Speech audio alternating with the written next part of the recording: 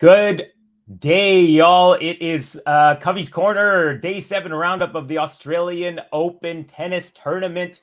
Major action going on. Now we're going to get right into it because even though it's summertime in Australia, based on how many seeds are falling, it might as well be the autumn over there. All right, let's go right into it.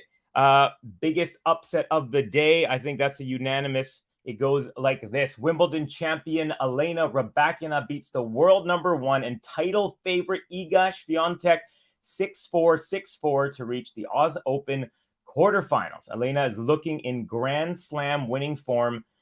Iga never really looked like herself this week. Draw didn't help. And this tweet comes from Jose Morgado. And let's see the photo here. Yeah, there's Rybakina ripping a forehand, hair flailing.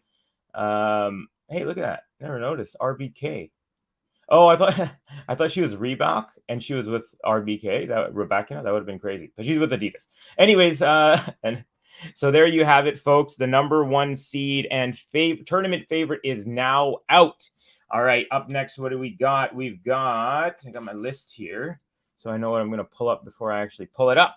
We've got former champion Vika. So check it out. Another late one. A lot of people complaining about these late night matches. Again, I have no idea what the solution is, but here it goes. From Christopher Clary at 2:17 a.m., Victoria Azarenka howls with delight after her backhand passing shot winner secures her comeback 4-6, 6-1, 6-4 victory over China's Lin Zhu. Or Zhu Lin. I'm not sure. They always they say it one way, but then they write it the other. But I'm going to go ahead and say Lin Zhu. Azarenka will face Jessica Pegula in the Oz Open quarterfinals. And let's take a look at this photo. Boom! The scream after the victory. I love these ferocious photographs. All right, next up was another upset on the women's side. I actually called this match. And again, from Jose Morgado, says Jelena Ostapenko is back into the quarterfinals of a Grand Slam for the first time since Wimbledon 2018, beating number 7 Coco Gauff 7-5, 6-3 to reach the last 8 at the Aussie Open. Some incredible aggressive tennis from the 2017 Roland Garros champ, Battle of Slam champs next versus Rybakina next. And I will be doing an in-depth analysis. I actually covered this match for the GTL Podcast Network. So we'll do a little bit of that in a second.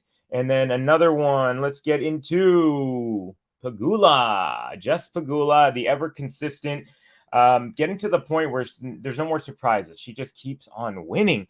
All right, Pegula, this is from WTA_insider. Pegula says, the court felt a bit faster than the other courts, which I think helped me a lot. Tried not to give her a lot of time to set up and angle me off the court. By the way, she's speaking about Barbora Krejcikova. I guess I didn't have that mentioned here. So tried not to give her a lot of time to set up and angle me off the court where she can work the court really well. Never played her in singles. I can definitely see now how she won Roland Garros. So nice words of praise from the winner over the defeated Barbora Krejcikova. Nice little handshake there. Gotta love the sportswomanship from both of these players. Both excellent singles and doubles players, and a nice win for Pegula. Now let's get on to the men's side a little bit. Another from Jose Morgado. 22-year-old Seb Korda gets another big win, beats number 11 Hubie Hurkacz 3-6, 6-3, 6-2, 1-6, 7-6, and 10-7 in the super tiebreak in 3 hours and 28 minutes to reach the quarterfinals of a Grand Slam for the first time at the Australian Open, 25 years after the title of his father, Peter. Great moment. Not only that, both of his sisters have won Australian Open LPGA titles. So this guy's the only sibling in his family without an Australian Open title. That's pretty impressive for an entire family. And let's see if he can follow in the family's footsteps. And then this was a nice little pun from Gil Gross. He's through to the quarterfinals. Yeah, that's pretty good. Pretty good. Hey, let's really quickly check in on the comments, see who is. Hey, we got Milan. Hey, everyone. Hey, Milan. Thanks for joining us. Skiing says, hey, Kavi and Milan in chat. Peter, Zaremba. Hi, GTLers. Hi, Kavi. Hey, Peter. Thanks for joining. Just love having all this energy. You guys are great. I'm going to continue on here. So what do we got next after the Korda? We got the Tsitsipas and Sinner. So Yannick Sinner faced Steph Tsitsipas. This one went 5. Another one I'm going to go in depth on, but here you go. Steph survives in 5 after going up 2-0. He is able to pull it out in the 5th set. Look at that. Lions roar. This guy looks like a Greek god, man. Seriously. All right. Tsitsipas. Again, we'll go over that. We'll go over some more of the scores. We'll go over every score, actually, a little bit more in depth. Okay, now we're talking about the big Russian, Karen Khachanov. So this is from at Ben Lewis MPC. It's time to stop overlooking Karen Khachanov as a proven big match player. With his win over Nishioka last night, he's the 50th player in the Open era to reach the quarterfinals of all 4 slams. Some names who haven't done so. Check this list out. Medvedev, Tsitsipas, Zverev, Rublev, and Dominic Thiem. So that's he's kind of taken over the next gen in terms of results. I mean, not fully. Obviously, Medvedev has a Grand Slam, but this guy is becoming he really started turning my head when he beat Kyrgios pretty easily in the U.S. Open after Kyrgios took out Medvedev, and that was another great little matchup. All right, what's up next? We've got the curse. The curse continues from James Gray at James Gray Sport. Felix Auger Aliassime is out. Netflix curse, Aussie Open. There you have it, folks. All 10 of those who were in the show are now officially out. None of them even make the quarters, so that's unfortunate. You had we had a high seed here. 1, 2, the 2 top 10 seeds. Berrettini, I believe, was just out, and Ruud, of course, was number 2. So some pretty heavy hitters. Obviously, on the women's side, we have Ons Jabeur, the number 2 seed. Badosa is a top 10 player, and so is Maria Sakkari. So it's not just anyone who's falling out. It's the big hitters. All right. And the last one, shameless plug as always, it's from your boy, aka myself, Kavi. Oz Open, day 7, 5-set frenzy. This is one of my favorite things to talk about just because I love when it goes 5. I love more tennis. Tsitsipas defeats Sinner 6-4, 6-4, 3-6, 4-6, 6-3. And Sebastian Korda defeats Hubert Hurkacz 3-6, 6-3, 6-2, 1-6, 7-6, and 10-7 in the super tiebreak, which was a cracker, as they say on the other side of the pond. Okay, real quick, let's give it up for the chat, see who's in the house, and then we'll get into some in-depth analysis. So, Dave, my boy, Cross-Court Tennis says, big up Gil, big up Kavi. Hey, Dave, nice to have you in the chat as Skiing agrees. Great job on your calls. I know you did that Marathon Murray call. I think you're going to be doing the Rublev and Runa match today. So stick around on GTL, everyone listening. Dave's going to be doing that one. He's been killing it so far. Maria is asking, hi, Kavi, do you know anything about the issue with the balls? What I know is that the players are actively trying not to complain other than Felix Auger Aliassime, and apparently they're just not bouncing as high as expected. So I don't know. Auger Aliassime had a couple of kind of chats with umpires during this tournament. And on the first one, I think he said maybe it was a bad batch or something, but then he did it again in the next match. So maybe the balls just aren't bouncing so high. I'll try and do a little more research on that, but that's what I know so far. Okay, Peter Zaremba saying Iga hates the ball's lack of spin. Yeah, and she's obviously spin is huge for her. And Peter says so did her idol Rafa. Loses bounce after a few hits. So that's what they're saying. Yeah, it's a low bounce. Maria says, you're the best, Kavi. Thank you. You're very welcome, Maria. Thank you for tuning in. And hey, guys, give us a like, give us a subscribe, share this video. Check us out on Patreon, PayPal if you'd like to support. We're always happy to receive, and we're always happy to bring more and more tennis. So thank you guys all for checking out Kavi's Corner and all of the action on the GTL Tennis Podcast. Okay, you guys want to get into some match action? Let's go. So first, we're going to start with a match that I called. It was I'll show you which match it was, actually. It was this one right here. Okay, Ostapenko Gauff. So Ostapenko takes it in a couple of sets, 7-6, 6-3, but this is how it went down. So my notes here. In the first set, exchange breaks at 1-all in the first set, getting us to 2-all. From there, Gauff had more chances to control the set as she held 6 break points, but could not convert a single one.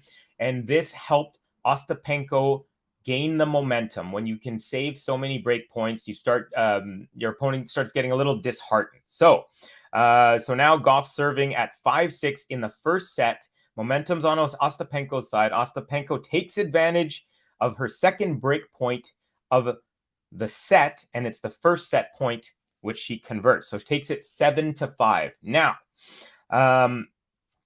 that's big because if Coco got one of those breaks, she could have put scoreboard pressure on Ostapenko, but she didn't, which allowed Ostapenko to play more freely. And when she plays freely, she smashes the ball. And I'll get into that a little bit more. Anyway, second set. So I have Ostapenko serves 1 break point in the first game for a long, saves. So there's a really long game to kick off set number 2. Ostapenko saves a break point, again, helping that momentum that she'd created. And then I wrote, from here on, Ostapenko power takes over.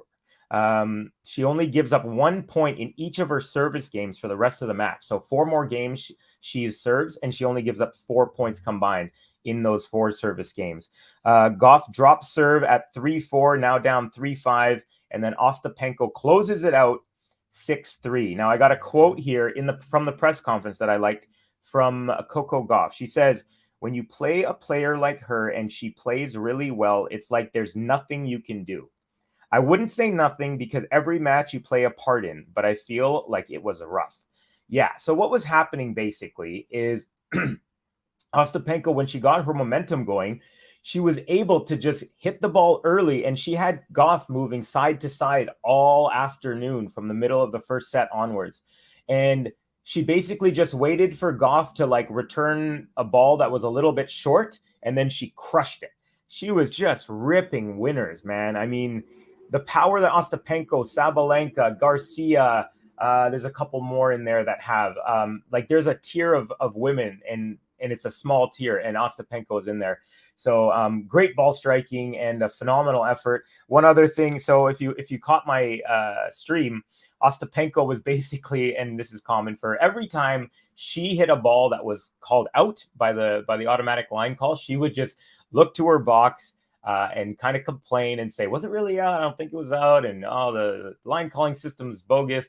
So anyways, on the on-court interview, they asked Ostapenko, let's see here, "Do you really believe in it, the line calling system?" That was the interviewer asked. And she goes, to be honest, pause, "No." And then she laughs. She's like, "Of course we have to play through it. And sometimes I'm just being a little, just trying to communicate with my box. But she's like, I'm aware that I kind of do that." It was a fun moment, but she was honest. She said, "No, I don't fully trust it. Sometimes I think it's off." So there you go. That is, let's quickly check out comments real quick before we get into the next match. 1 second. Here we go. My boy GSL, Gary Saint Laurent, Kavi, Peter Milan skiing. Such an amazing job. Yes, such an amazing setup for the ladies quarterfinals. All my girls in the same part of the draw: Arena, Donna, Belinda, Linda F. I still think Saba emerges. Yeah, that's my pick as well. And I'm also calling the Saba Belinda Bencic match today, so stick around for that. Gary says Ostapenko always hilarious in her interviews. Yeah, she does. She wears it on her sleeve. She's she's a funny one. She's a great character in tennis as well. And by the way, I did get a lot of people in the stream mentioning about her size and her weight. And she's a world champion tennis player. She's traveling the world. She's having a great time. Who cares what she looks like? If she can hit a ball, she's having fun, and she's able to do it. Let her do it. So anyways, I just thought I'd throw that in there. I was surprised to see how many of those sort of comments there were, especially for someone who's successful at what they do. Okay. Peter says, Gary, good on your picks. Very savvy. Or Lamberto says, hey, everyone. Oh, by the way, Lamberto, thank you for sending me that photo of Ostapenko's outfit that you mentioned in the Discord. I did check it out. Wasn't able to bring it up on live, but yeah, there you go. Okay, now I'm going to get back to the next match that I was calling, and it was... Actually, I wasn't calling this one. Sorry, that I did a in-depth analysis on. No, so I watched this one. It was right after the match that I called. It's Korda taking it, as you can see right here on the scoreboard. Okay, so here we go. So this match, big serving. So first set, big serving, only one game getting to deuce in the whole set. So these guys are big servers. They got big weapons, forehand. Seb's got that great backhand as well. So that was a server set for sure. Korda gets broken in his first game. It's the only break point of the set, and Hurkacz goes on cruising for a 6-3 first set. Okay, now this is where the tables turn. Now Korda, now this is in the second set. Korda gives up just 5 points on serve in the entire set. He gets his break when Hubie is serving at 2-3, so he takes it 4-2 and then cruises for a 6-3 victory, Korda there. Third set, with momentum on his side, Korda continues to roll on, breaks Hubie in both of Hurkacz's first service games. So he goes up 4-love and then cruises to a 6-2 set. Now, gets a little more interesting. The tables turn here in the fourth set as Hurkacz the tables are turned in the sense that in the second set, how Korda only gave up 5 points on his serve in the whole set. Same exact thing happens for Hurkacz. So in the fourth set, gives up 5 points on his serve.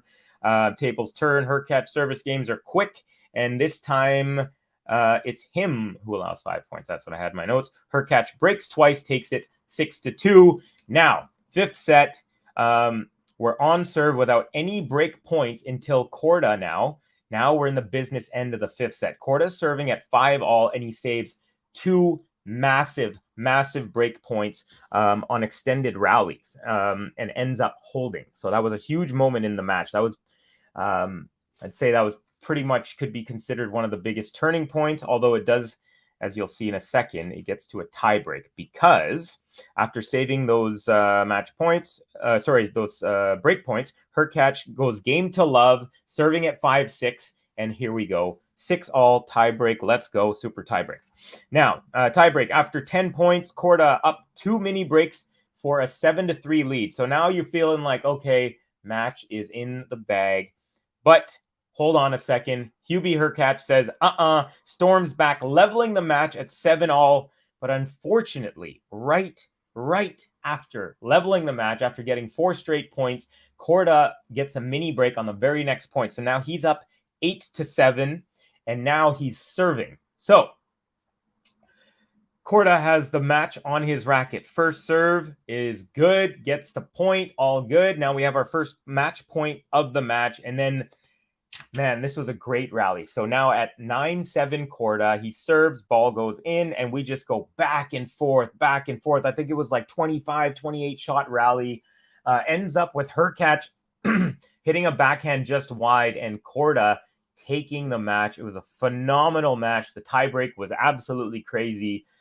Great effort by Hurkacz to come back after going down 2-1. And then taking that fourth set 6-1. That was a great effort there. He really turned the match around.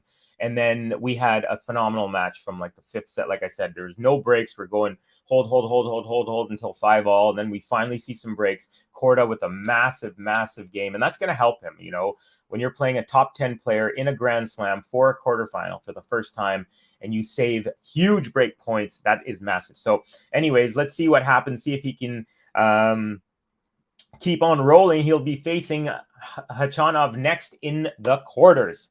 All right, y'all. And then the final match that I'm going to go over is... Actually, you guys want to go? Yeah, we'll go real quick on the... Oh, man, I'm talking so much. I'm spitting on my screen. I can see the spittles. I'm not sure why I'm sharing that with you. Okay. Let's see. Peter saying, finally, people waking up to the stealth bomber, Ostapenko. Yeah, absolutely. She is killing it. Ostapenko showed as much talent and power as fabric on this match. Yes, very good comment. Thank you, Maria. Let's see. Lamberto says, interviewer was former British tennis player Laura Robson, always in Eurosport doing coverage. Loved her as a player, and she's a great interviewer. Yeah, she absolutely is. Oh, look at this. Skiing once again, hooking up with a tip. Thanks for doing Covey's Corner every day. It's the best. Thank you, man. You are the best. Really appreciate it, Skiing. Yeah, and if you want a button, you let me know. But yeah, thank you so much. I really, really appreciate that. And Skiing is also showing love, saying, hi, Gary. Gary, not sure of your Discord handle, but I'll go and try and connect with you. Yes, please do. I just started using it, and I've never used it before I joined GTL, so you might have to bear with me. But yes, it would be dope to be able to converse with all of you. And let's see. So Gary says, lowest quality men's match was Seb Hubie in my eyes, but a win is a win.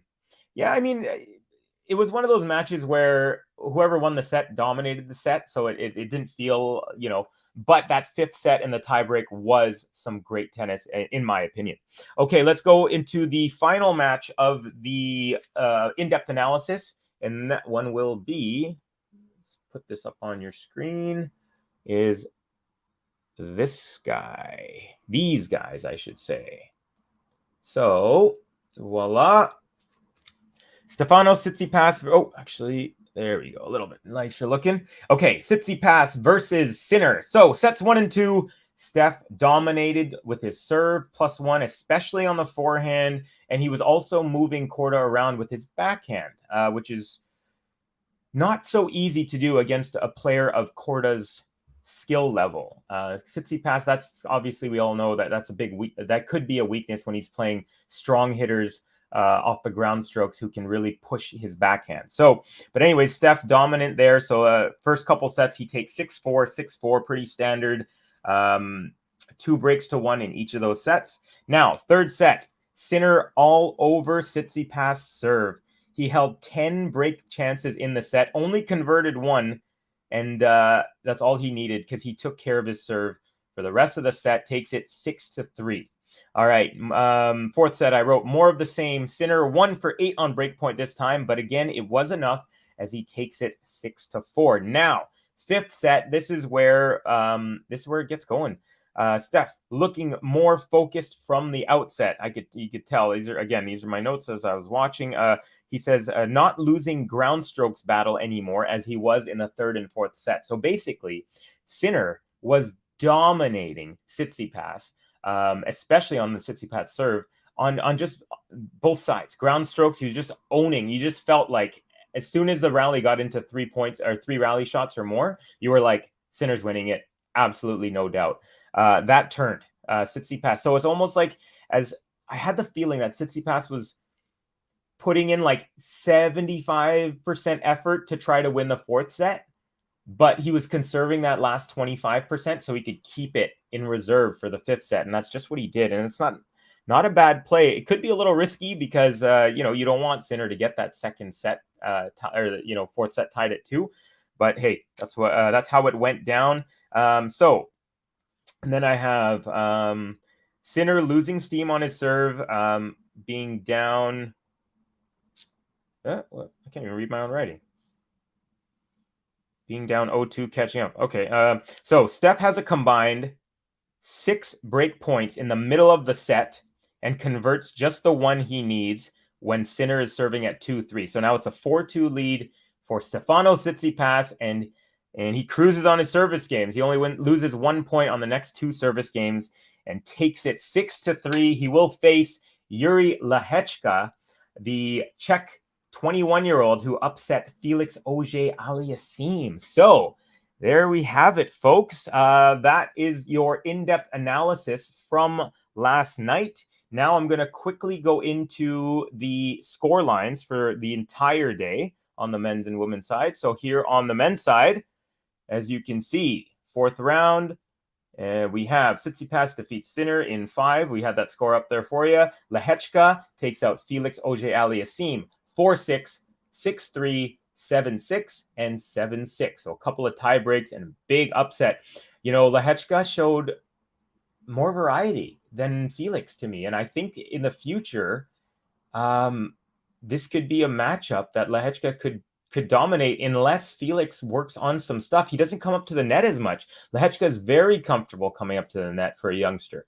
Really, really got to love it. Also, we had Yoshihito Nishioka with a tough couple first sets, gets double bageled by Khachanov, but then acquits himself nicely, forces a tie break, but was not able to take it. So Khachanov 7-4 in the tie break, takes it in straight sets. And of course, Hurkacz losing to Seb Korda. We just went over that one. It was a 10-7 super tiebreak 5th set victory for Korda. On the women's side, this is what we had. We had Pegula. I just love singing that. Pegula over Krejcikova, the former Roland Garros singles champion. That goes 7-5, 6-2 Pegula. And number one in the world, biggest upset of the day, Iga Swiatek, taken out by Elena Rybakina of Kazakhstan, 6-4, 6-4 straight sets. Ostapenko 7-5, 6-3 victory over Coco Gauff. And of course, Vika, we went over that at the beginning, Vika over Lin Zhu or Zhu Lin. Again, I still got to figure out exactly about that with the order. But anyways, it was Vika 4-6, 6-1, 6-4 victory. The former champ rolls on. Now, upcoming matches here. Today, quietly, in the 4th round, Karolina Pliskova will face Shuai Zhang. We have my pick for the my winning pick for the whole thing, Aryna Sabalenka versus Bencic, who's also one of my favorites to watch right now. Very informed. That's going to be a huge match, and I'll let you know who's going to be calling that. I think I already told you, but also Donna Vekic versus Linda Fruvirtova. Will the 17-year-old's magical run end here, or will she continue? Vekic has been in form. She's got Pam Schreider on her side. Pam Shriver, I should say. Schreider.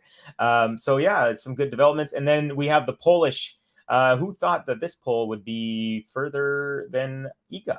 We got Magda Linette versus Caroline Garcia. And now, finally, on the men's side today, coming up, we've got Rublev versus Runa. So David will be calling that one. We've got Ben Shelton versus JJ Wolf in an all-American battle. And this is the big one of the day, folks. The Demon, Alex de Minaur versus Novak Djokovic. And then, of course, Roberta Bautista-Agut, after that wonderful victory over Andy Murray, faces Tommy Paul, who took out American Jensen Brooksby in the previous round. So there you have it, folks. That's what we have for the matchups for today, the score lines. Let's see. I'm going to go through a couple more comments, and we're going to go through players of the day. It's 28 minutes in. Okay, so we got 2 to 3 minutes. And then I'm also going to go over, let's see, it was the players of the day. And we did the results. We did the upcoming matches.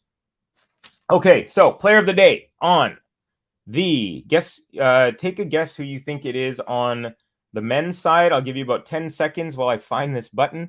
And then I will press it. Let's see here. Hopefully his button is here. Take a guess in the comments. If anyone guesses right, I'll give you a little, hey, how you doing?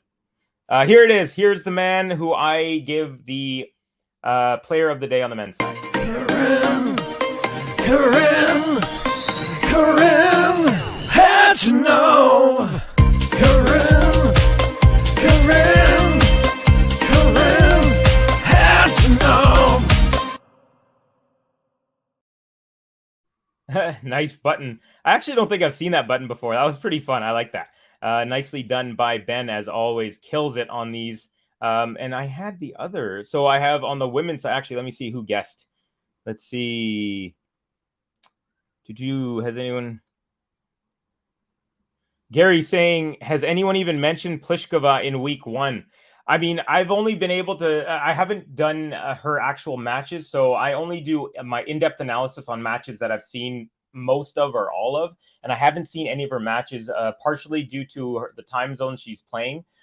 So yeah, for me, I haven't gotten into her as much. And I mean, I want to get into everyone, but like I said, she's quietly making her way, and she hasn't won a major. She's been to a couple finals. She's a former number 1. So watch out for her.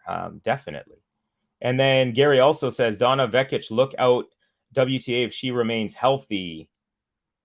KC says Lynette's got to win to be further than... you're right. That's true. She hasn't gone further just yet.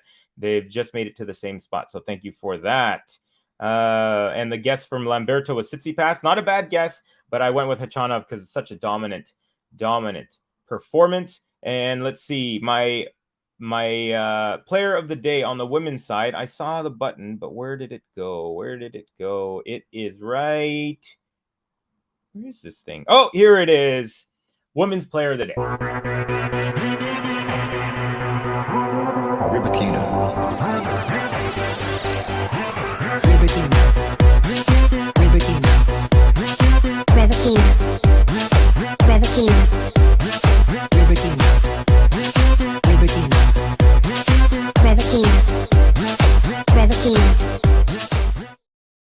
Couple of GTL chat all-stars guessed it. We had GSL, Gary Saint Laurent. Ryba is the choice on the women's side. No, you are absolutely correct. Lamberto agrees. Ryba on women's.